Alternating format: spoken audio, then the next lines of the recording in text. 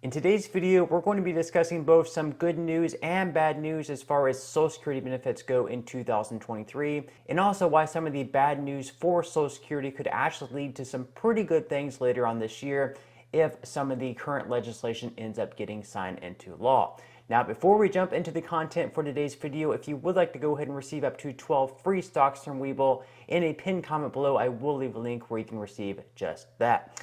Okay, so this is an article recently posted by the Motley Fool.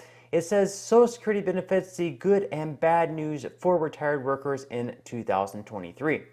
So, starting out for the good news. The good news is that they're going to be receiving the largest cost of living adjustment since 1982. We all know that there is an 8.7% adjustment. You should have already received your first payment for that back in January, so this is nothing new here, but it is something that we need to go over, and this will lead to the other things later on in this video. So they say inflation scorched the U.S. economy last year, driving up the cost of gasoline, groceries, and other necessities at the fastest pace in 4 decades. Meanwhile, Medicare Part B premiums soared 14.5% in 2022, marking one of the largest price hikes in history. In total, the Consumer Price Index for urban wage earners and clerical workers, the metric used by the Social Security Administration to measure inflation, increased 8.5% last year. That inflationary pressure was particularly problematic for retired workers because Social Security benefits only received a 5.9% cost of living adjustment in 2022. For context, COLAs are intended to protect the buying power of benefits, and they have done a decent job over time, but the 2022 COLA failed to fully offset the impact of rising prices. In other words, benefits lost buying power last year. Fortunately, Social Security benefits got a huge 8.7% COLA in 2023, marking the largest raise for retired workers since 1982. Better yet, inflation has slowly decelerated over the last 6 months, and the CPIW increased 6.3% in January 2023, well below the 8.7% cost of living adjustment applied to benefits this year. That means Social Security benefits are on pace to regain some or more of the buying power lost in 2022. So that's the good news. Of course, we had the cost of living adjustment. Again, this is nothing new. Now for the bad news, which could possibly actually lead to some pretty good things if lawmakers in Washington, D.C. decide to act.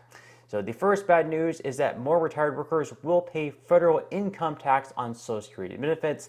So they say, unfortunately, while benefits are adjusted for inflation each year, the income thresholds that dictate the federal taxation of benefits have never been adjusted.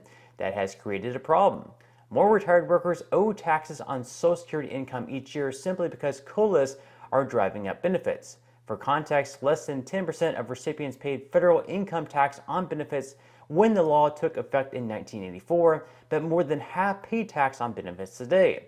And that figure will continue to climb this year due to the unusually large COLA in 2023. So these are pretty staggering numbers. Less than 10% of recipients paid federal income tax on benefits whenever this law first took effect. And now, in today's world, 50% of Americans are paying taxes on Social Security benefits. This is a huge, huge problem. And of course, we have the table right here up on the screen of what you may owe depending on what you're receiving for your income. This is half of your Social Security payments plus whatever you're receiving through a job, or if you're receiving dividends, bond payments, or anything like that. So if you're a single individual and you earn between $25,000 to $34,000, you may have to pay tax on your Social Security benefits up to 50%. And then if you're a single individual and you actually earn more than $34,000, you may actually have to pay taxes on up to 85% of your benefits. For joint filers, it's going to be between $32,000 and $44,000, where you're going to have to pay up to 50% of your Social Security in taxes. And then if you file jointly, married couple, and you earn more than $44,000 jointly, you may have to pay up to 85% in taxes. So this is quite a bit. Now, there was a bill last year back in September by Representative Angie Craig, and she wanted to actually abolish taxes on Social Security benefits. Again, whenever these taxes first took place, only 10% of Americans were paying taxes on these benefits, and today 50% are paying taxes.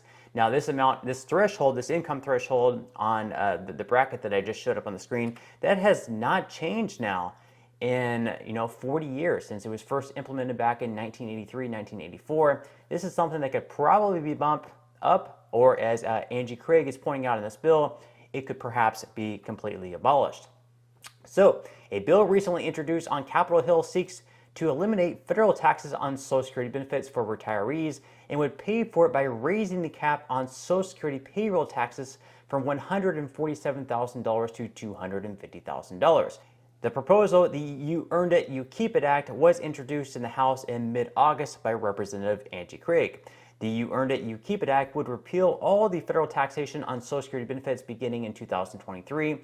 The revenue from the current taxes goes directly back into Social Security trust funds. According to a nonpartisan analysis cited by Craig in a statement announcing the bill, the legislation would also improve the long-term solvency of Social Security compared to current law, and projections right now say that it could perhaps add an additional 25 years of solvency.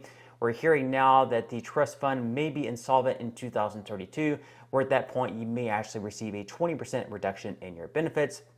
That, of course, leads us to our second bad news of that article, is that the Social Security Trust Fund may be depleted sooner than expected. So Social Security is facing a $20 trillion funding shortfall over the next 75 years due to cost pressures created by the aging population.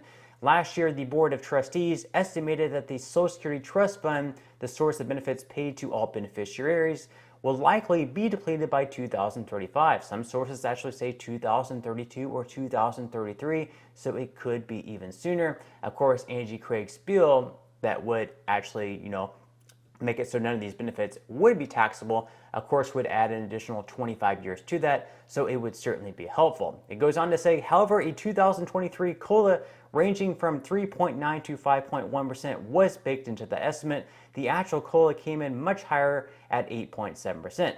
That could accelerate the depletion of the Social Security Trust Fund. That said, government officials in Washington are aware of the problem, and they have proposed a broad continuum of potential solutions. But even if the trust fund does run dry in 2035, income from the payroll tax would still cover 80% of scheduled benefits. In other words, the Social Security program is not going to disappear. So as they mentioned there, if they do become insolvent anywhere between 2032 to 2035, you will receive a 20% cut in your benefits. And this could actually speed up over time depending on future cost of living adjustments. Now, another solution other than Angie Craig's solution, which would add another 25 years on to that from 2032 through 2035, is one solution offered up by Bernie Sanders. Now, he actually even goes a step further. So in his plan, he would actually make it so the Social Security Trust Fund would be solvent through 2096. So that's much further than the 25 years. And not only that, but get this, he would also make it so people receiving these benefits would receive an additional $200 every single month, or $2,400 per year.